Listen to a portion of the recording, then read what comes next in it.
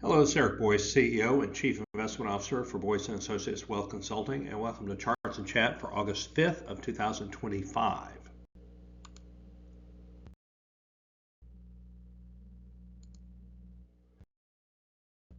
Let's get started this week with some data on the labor market. We did get some information last week, which indicates the labor market has clearly slowed over the last 3 months. In fact, this chart here kind of shows us kind of that deceleration in average non-farm payroll growth, and you can see that this data series goes back a long way. This is from Charles Schwab, but the data for July reflected this, that we added about 73,000 jobs. The market was expecting about 100,000.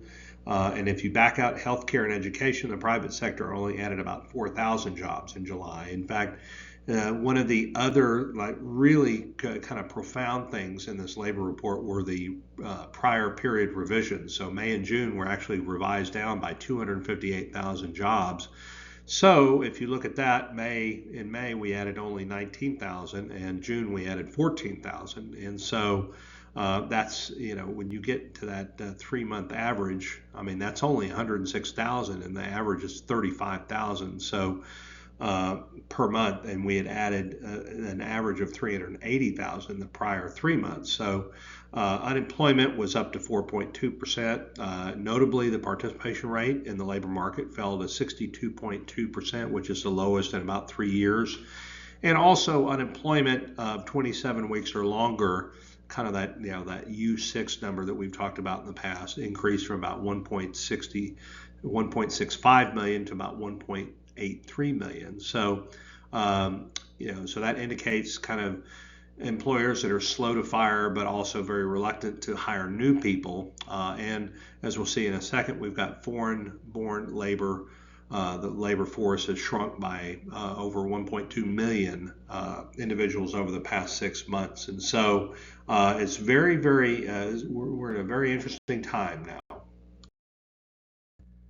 This chart, we have Goldman Sachs Investment Research. This is their estimate of job growth, and of course that looks out onto the horizon. You can see again the deceleration. This is actual data here, but in looking at that data, we're reinforcing that notion that labor market is slowing down, which is really it puts us in a very interesting time, because obviously we've got a lot of tariff announcements, and we do have the average tariff rate moving higher, and we know that it's going to land higher than what it was. I mean, I think you'd argue now that we're moving from 2.5% average tariffs to something that looks a little bit more like 15 to 16%. But we've shown a lot of economic resilience despite those tariffs, and in some respects you've got consumers that are feeling somewhat confident because maybe we haven't seen as much in terms of incomes or whatnot, and so they still feel fairly confident, but the cracks are starting to appear, and the lag effects of tariffs just take time. And what we saw in prior cycles where we did have increased tariffs, notably in 2018, then it just took like 6 months. And so you've got some retailers saying that customers are being more price sensitive, and you've got some conversations out there about consumers cutting back on discretionary spending. So it's kind of hard to know where we are right now. But the first cracks that you can see here are in the labor market. So this is what I was talking about before. We've got a real big drop here in the foreign-born labor supply, and I think that's, as you might imagine, agricultural, hospitality. We've got some charts. I have had some charts. I think we may have something a little later in the pack about the percentage of where those foreign-born folks typically wind up in the overall labor supply, which industries. Here we have a comparison of economic data going from the first quarter to the second quarter. Here we've got the first quarter data. We were negative 0.5% on GDP, economic growth, and we were a positive 3.0. We got that data point towards the end of last month, and this obviously notes a stark reversal, but nevertheless, it still represents a slow slower a first half gain. So when you think about it, first quarter was really driven by a surge in imports, which caused a major anchor from the component of this calculation of economic growth that comes from net trade. So we had high imports, which weighed on overall growth, and this time we didn't have that. Now we had some kind of gyrations with inventories, but we wound up arriving about where the estimates thought we would. Now, and we look at final sales to domestic purchasers, and in particular private domestic purchasers. This is a real good indicator of what net demand is at the consumption level. So when you think about private domestic purchasers, I mean, that really drives at the heart of consumption, which is 2/3, actually about 69% of the overall economy. And so that went from 1.9 to 1.2. And then the purchases price index actually declined. So you've got some overall inflation mitigation here, which is a little bit noisy, but it's not disencouraging by any stretch. It's not indicative of the cost inflation from tariffs really coming into play, at least not yet. We'll switch gears here for a moment and talk about part of the investment spectrum that I find very interesting, and something that we tend to take a little bit closer look at when we get to periods where the market seems a little frothy, like it may right now, and that is margin balances. And so this represents leverage that's being put against your account. And typically you'd only leverage your account if you felt like prospects were good, or you get a little you get a little overconfident perhaps. And so you can see how this has moved up over time, and we've had a nice uptick in margin balances, and so that would typically want to make you a bit more concerned about where we are until you look at it relative to the size of the market. And so that continues to come down, even though we've had a little bit of a uptick here. So not overly concerning when you look at it from that metric, but certainly more so when you look at the average and the aggregate balances that folks have on margin.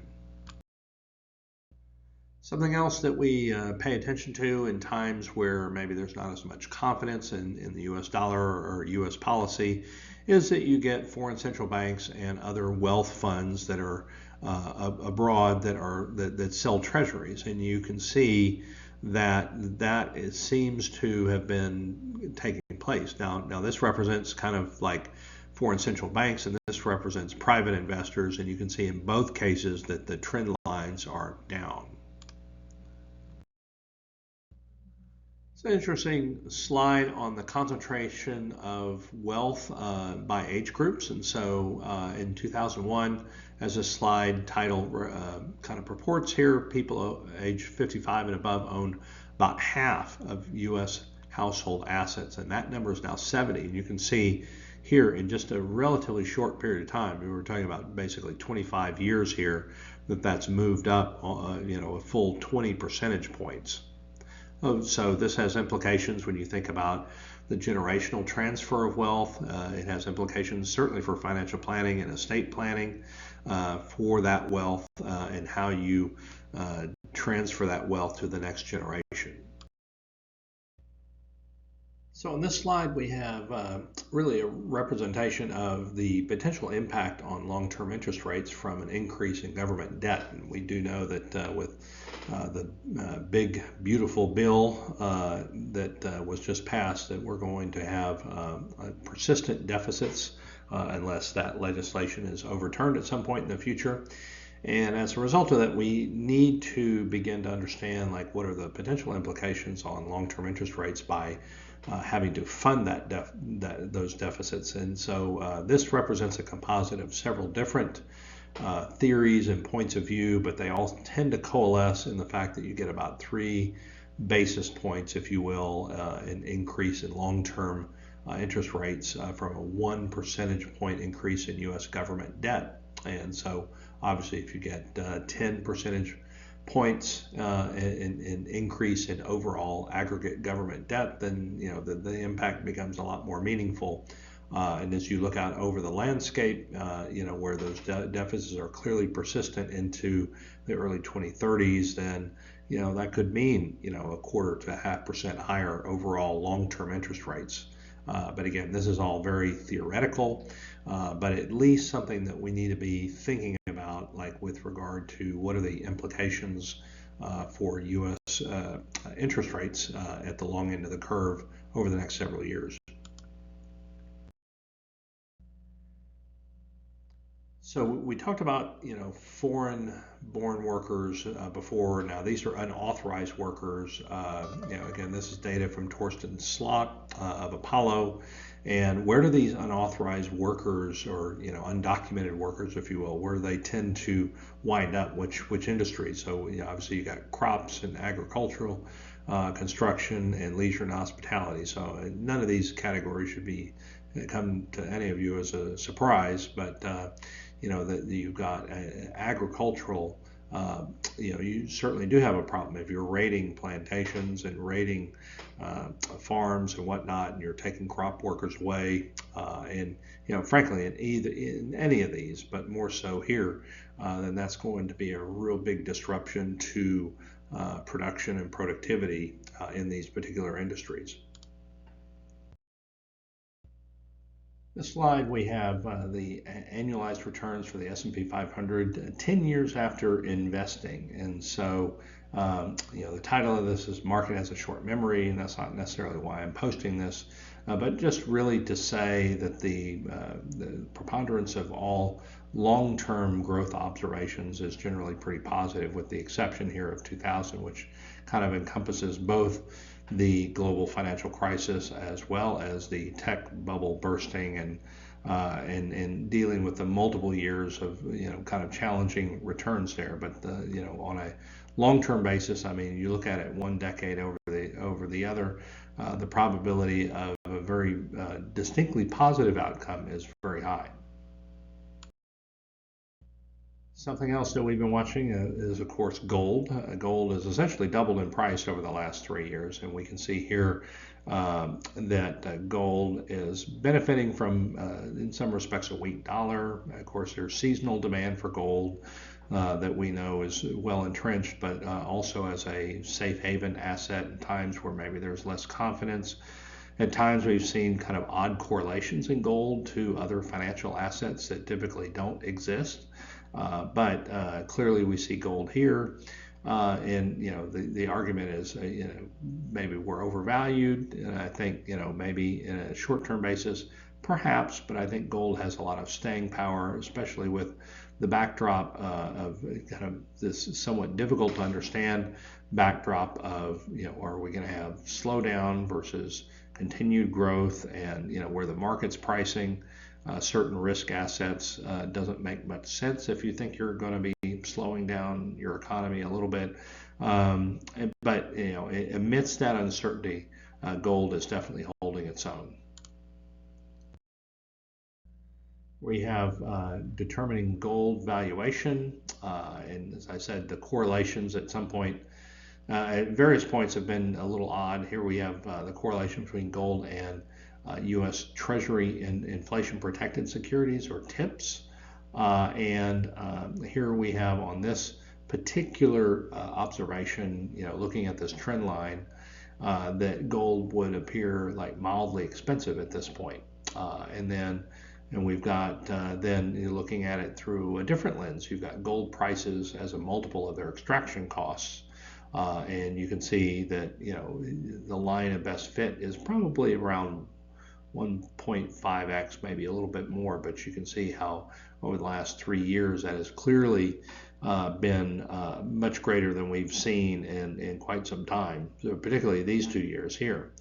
And then you have gold as a value, gold value as a percentage of global wealth, and how that has moved up as well. So I think the demand is driven by a combination of factors, but clearly gold is in kind of rarefied air right here. And so if you look at this, you look at that concentration, and you look at the aggregate growth as a percent of global wealth, that does get your attention, but gold has really reinforced itself as a store of value. Now we've got some charts from Alpine Macro. This is really just looking at earnings growth from a few different lenses. So here we've got weighted average earnings growth on the left-hand side. Blue represents that magnificent 7, which seems to continue to be in our conscience here. And then if you back that out, then you're actually looking at something that feels definitely in the double digits, which certainly is about I think 5-6 percentage points higher than what we thought heading into the new year. But in second quarter, that leadership did change, and we saw a deceleration of the Mag 7. But nevertheless, the ex-Mag 7 remained fairly strong, and that was positive. So, and then we look at operating margins and things like that, and that is what this chart is, chart 6, and you can see, you get to first quarter here, and current, it represents the gray bar, and you can see that like net margins haven't really changed that much. And in fact, pricing power remains relatively strong. The argument is, are you passing through tariffs? Are you absorbing those tariffs and hurting your margins, which is obviously not the case if you're assuming that your, particularly gross and operating margins are that way.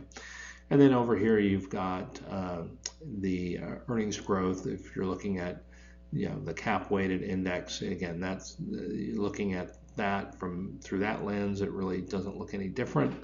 But again, overall earnings growth, I'd say by and large has been better than expected, notwithstanding the degradation of earnings growth in the Mag 7. But again, margins have yet to show the impact of tariffs. Here we have a quick look at GDP growth that we were talking about earlier. You can see that there's nominal deceleration. There's actually real, which is inflation adjusted here. So you've got some deceleration as you're looking in year over year. And again, despite the fact that the second quarter was good, the fact that the first quarter was negative makes that average drop. And so that's kind of what's in play here.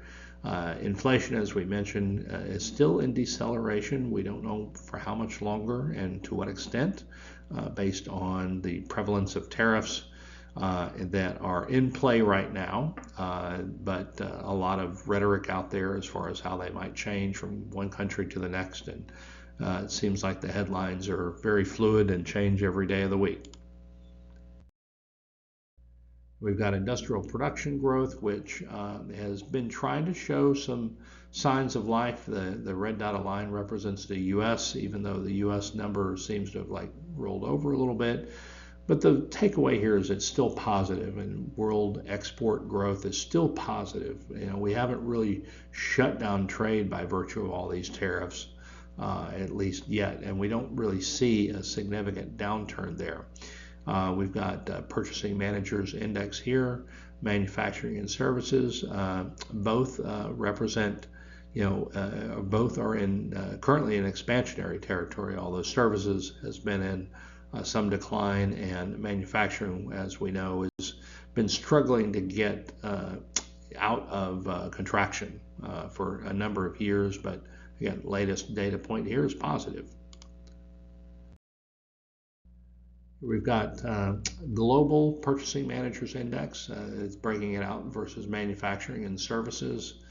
This is just kind of a different look at that overall industrial, the health of the industrial complex here. And you look at, in both cases, I mean, we're up.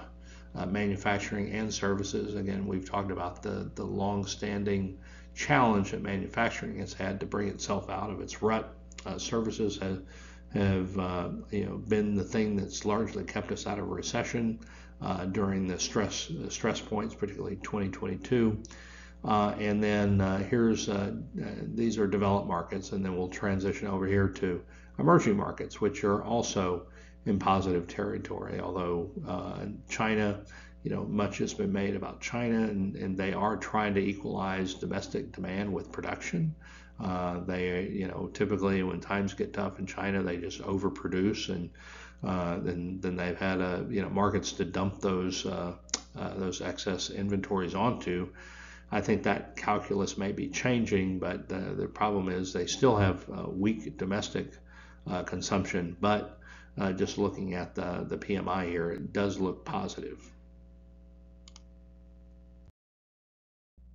Got housing starts. We've talked a lot about housing over the last few months, and you've got housing starts which are moving down. You've got the housing index from the National Association of Home Builders that is moving down as well. So you've got housing permits, you've got builder sentiment, essentially, both moving down. Affordability is clearly at play here. I think even though mortgage rates have remained relatively steady, but again, if long rates on the Treasury curve move a little bit higher, then you would naturally expect mortgage rates to move higher in tandem. Now, as we get over here, we've got this chart here represents private debt balances. So consumers amidst the tariff discussion, and actually for quite some time before that, we're actually in deleveraging mode. Which is good. It helps us weather economic shocks a lot better when you've got the private sector that is in better overall financial health. And then public sector, flatlining, not necessarily good, not necessarily bad.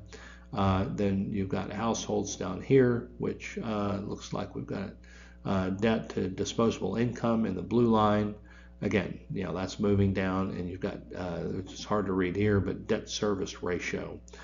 Debt service ratio has been tracking a little bit higher, and that really represents the increase in interest rates over the last several years. House prices have decelerated in terms of their rate of growth, but they're still positive. So home price growth is still positive. This is actually an index that kind of reflects that. You've got mortgage rates, as I mentioned, that have been holding relatively steady between 15 and 30 year.